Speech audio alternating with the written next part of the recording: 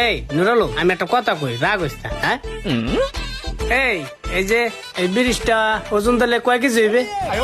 তুই যদি ফিরে ওই ধরনের কোনো কথা কস তোরে কিন্তু এই গাঙ্গে হালাই সুবা মুদে হিসানে বুটকু। এরম কর, এই যে গাংটা আছে, এই গাঙ্গের মাথাটা কোন পর্যন্ত? আরে বলো এই গাঙ্গের মাথা হলো ভারতের ফারাক্কা বানে, ওইটাই শেষ মাথা। ও কি পাগল হয়ে গেছে? এই গাঙ্গের মাথা যেমন না নেই ঘরের পিছে।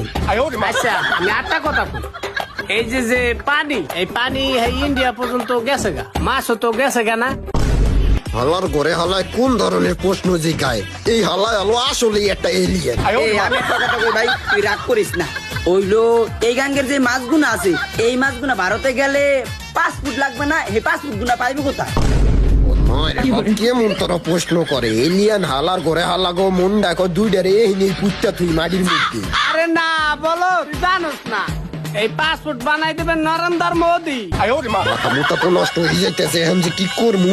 এ ভাই আমি একটা কথা কই, আচ্ছা পৃথিবীটা গোল না? তো গোল হইলে নিচে যে পানিগুনা আছে না, এই পানিগুনা পড়ে যায় না কি নিগা? হ্যাঁ, আমি তো পাগল হয়ে যাবো।